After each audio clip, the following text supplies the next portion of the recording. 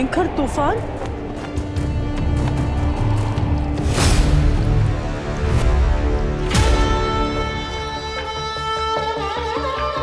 मुझे क्षमा कर दीजिए महाकाल, आपके संकेत के बाद भी मैं प्रेम की शादी तपस्या से नहीं करवा सकी। मुझे एक अवसर दीजिए, तपस्या ही बनेगी प्रेम की पत्नी। सुनिए, आपने उस दिव्या को इस घर में क्यों रख लिया? हमारे प्रेम की जिंदगी पर बहुत खतरा मंडरा रहा है, हमें ऐसा नहीं होने देना चाहिए। बस, बहुत सुन चुका तुम्हारी ये बकवास। अगर तुम्हें अपने बेटे की इतनी चिंता थी तो कम से कम सिंदूर दान के समय एक बार तो दुल्हन का चेहरा देखना था ना तुम्हें। अरे एक नौकरानी आकर तुम्हारे बेटे से शादी कर लेती है और तुम्हें पता तक नहीं लगता। अगर हमने प्रेम की शादी पहले ही कर दी होती तो आज हमारे घर की इज्जत यूं सबके सामने सरेआम नीलाम ना होती।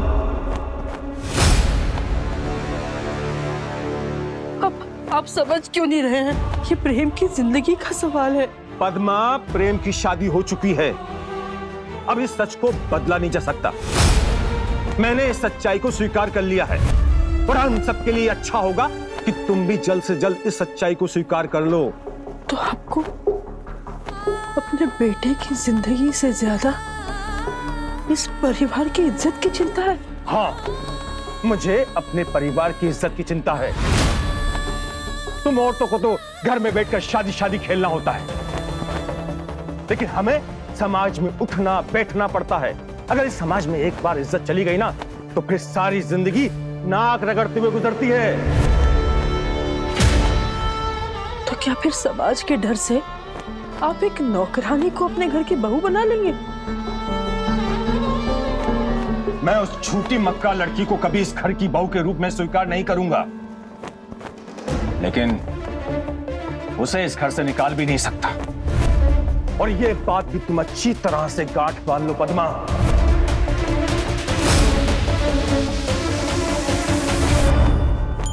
सुनिए, सुनिए तो।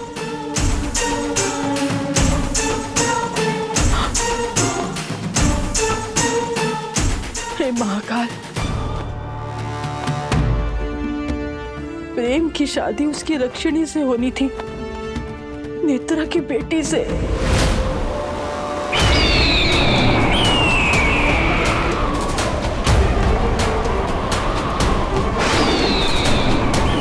ये बवंडर तो सीधा घर की तरफ आ रहा है। प्रेम और उसका पूरा परिवार अंदर है। ये क्या अनहोनी हो गई?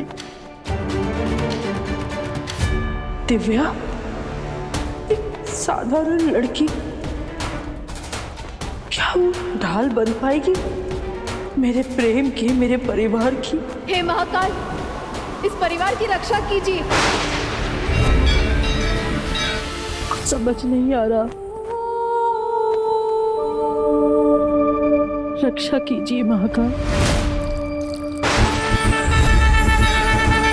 जय श्री महाकाल।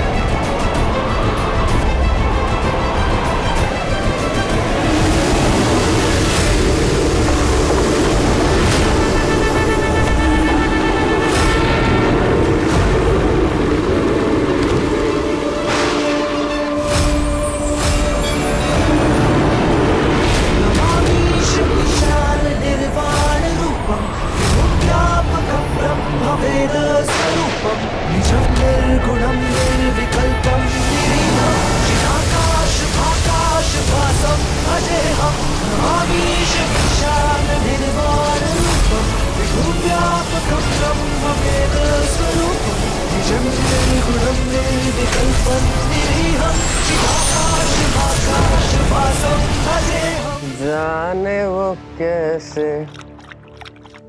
लोग थे जिनके प्यार को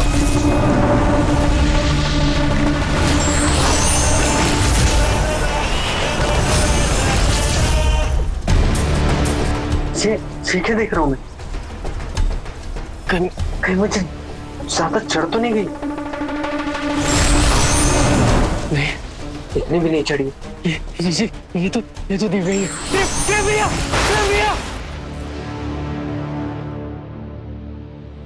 हमारी जिंदगी में प्यार के लिए तो कोई जगह ही नहीं है, क्योंकि हमारे कंधों पर हमारे घर की जिम्मेदारियां हैं।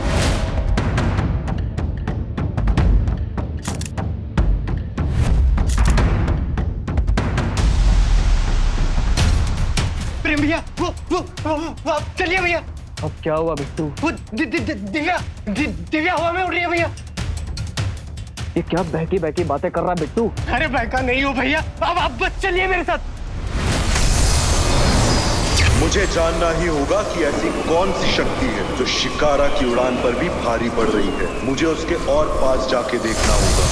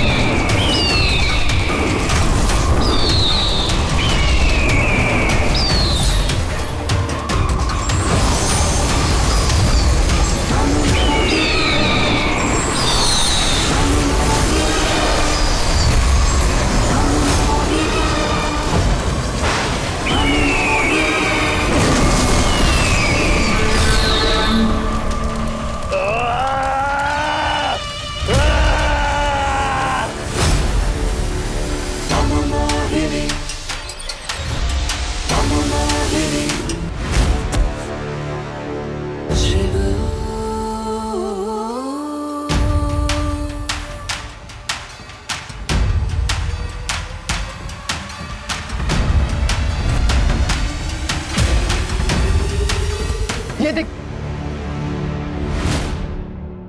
कहाँ है दिव्या? मुझे तो कहीं नहीं दिख रही।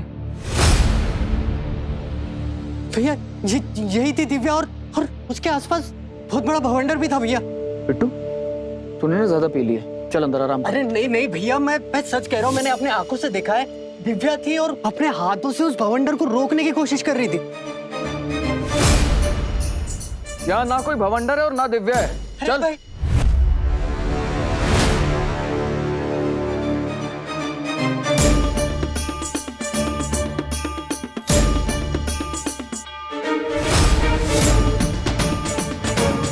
हमारा हाथ जला कैसे?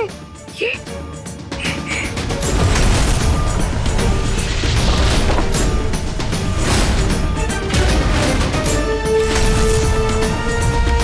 क्या सच में हम? नहीं, ये सच कैसे हो सकता है? लेकिन फिर बिट्टू ने जो देखा, क्या वो? हे महाकाल, कैसा रहस्य है, कुछ समझ में नहीं आ रहा।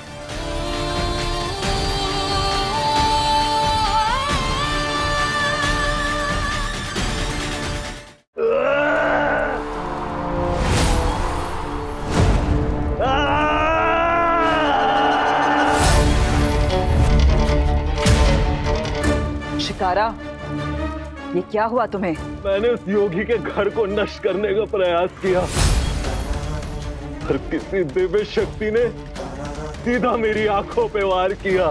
किसके कहने पर तुम उस योगी का घर नष्ट करने गए थे? माँ, शिकारा को ऐसा करने के लिए मैंने कहा था।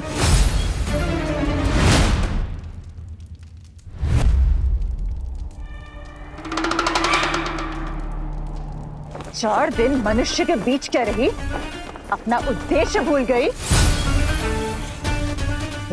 कि हमें कुंडल तक पहुंचना था। पर माँ, वह कुछ भी मेरे अनुसार नहीं हो रहा था। देखते देखते प्रेम की शादी दिव्या से हो गई। मैं क्या करती माँ? हाथ पे हाथ धरे बैठी रहती।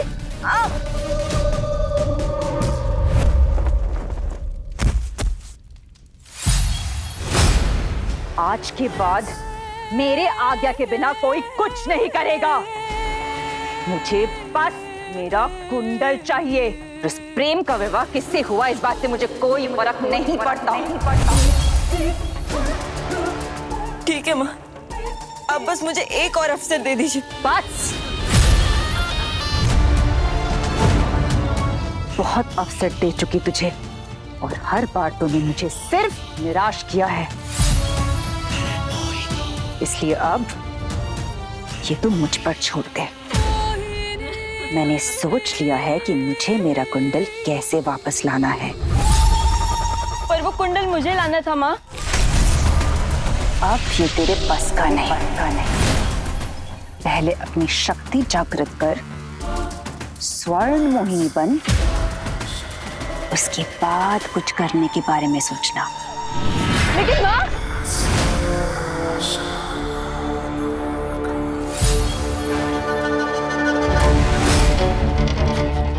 ये सब कुछ उस दिव्या के कारण हुआ है। दिव्या!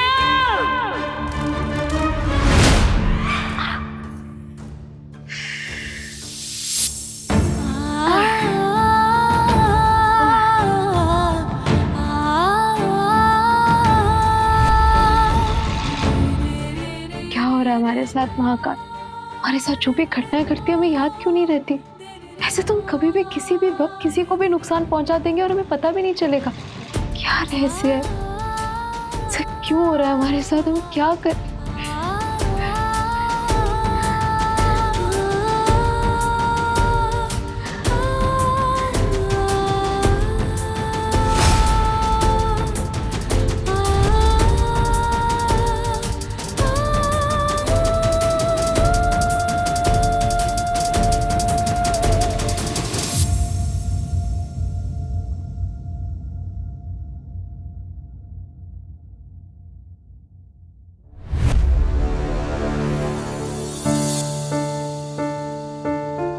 प्रेम, तुम यहाँ?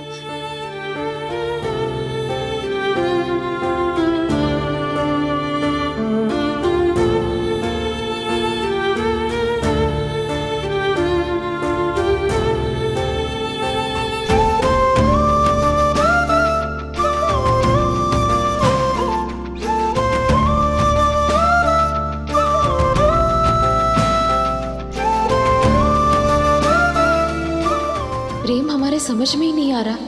कभी हमें दर्द दे देता है, कभी इतनी परवाह करता है। हुआ तो इसके साथ भी गलत ही है, पर हमें याद क्यों नहीं कि हम शादी के मंडप तक पहुंचे कैसे?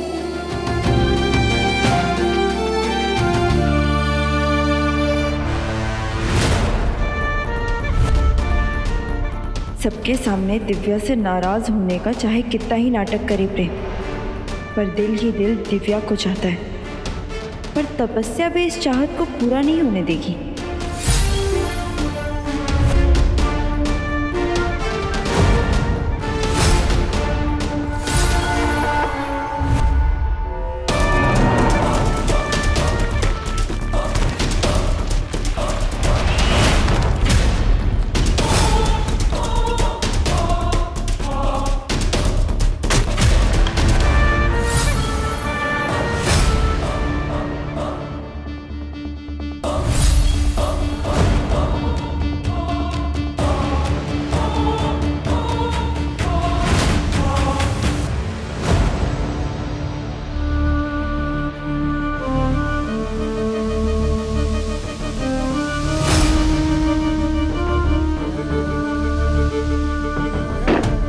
कैसी नफरत है तुम्हारी?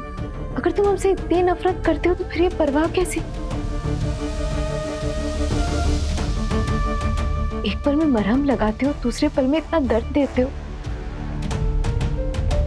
दर्द देने की आदत तुम्हारी है दिव्या, मेरी नहीं।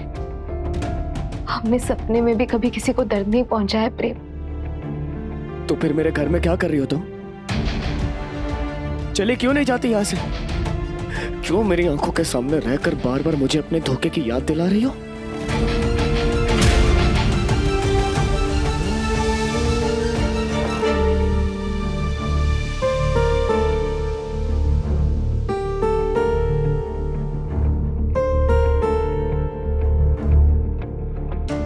समझ नहीं आता कि हमें लेकर प्रेम के मन में चल क्या रहा है।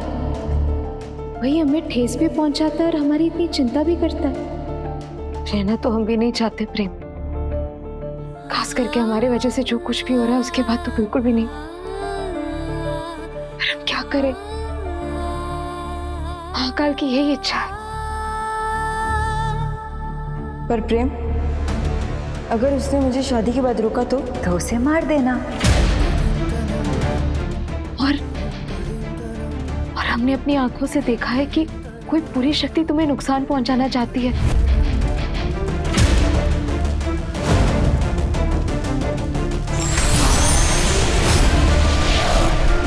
कोई तो संबंध है मायावन हमारा और तुम्हारा, और इस रहस्य को तो हमें सुलझाना ही होगा। जब तक तुम्हारा जीवन पूरी तरह से सुरक्षित नहीं हो जाता, हम यहाँ से कहीं जा ही नहीं सकते।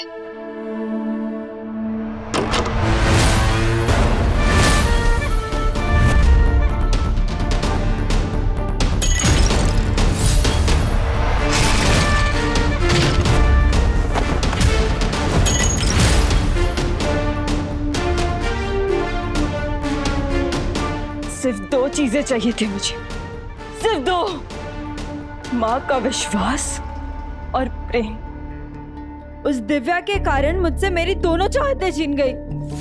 मुझसे मेरा सब कुछ छीन लिया उस दिव्या ने। नहीं, तपस्या हूं मैं, और जो मेरा है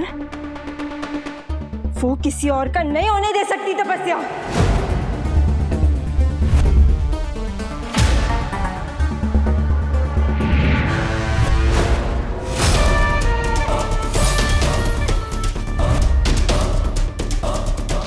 गुलाब प्यार का प्रतीक होता है ना ये गुलाब।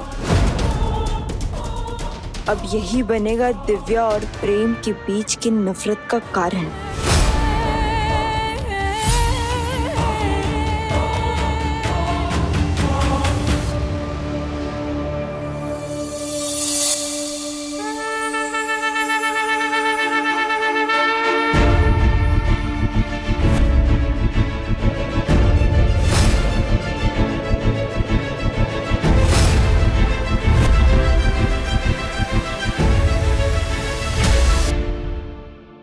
नमामीशमीशान निर्वाण रूपम विभुं व्यापकं ब्रह्म वेद स्वरूपम निजं निर्गुणं निर्विकल्पं निरीहं चिदाकाशमाकाश वासं भजेहम्। और ये तुम्हारी मांग में जिसके नाम का सिंदूर है ना, इसके पीछे भी महाकाल की इच्छा है। महाकाल के आदेश से तुम्हें इस रिश्ते को स्वीकार करना होगा। हम नहीं जानते महाकाल की आपने हमारे भाग्य में क्या लिखा है, लेकिन अगर यही आपकी इच्छा है तो हमें आपकी इच्छा स्वीकार है।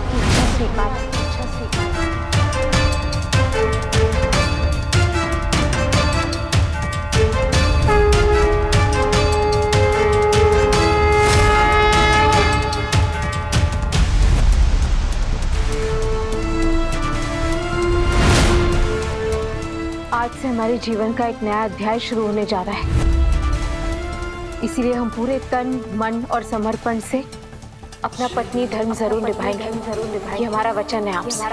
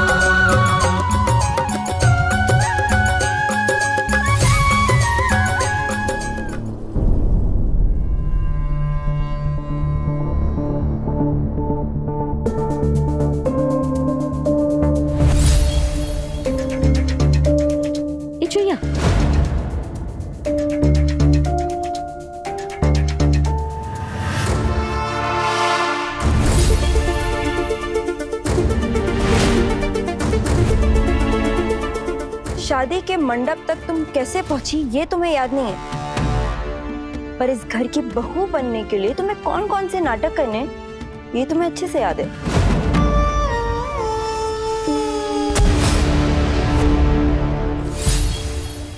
हमने सिर्फ महाकाल की आरती की। तुम्हारी हमसे जो भी समस्या है, लेकिन महाकाल की आरती का अपमान हम नहीं सह सकते।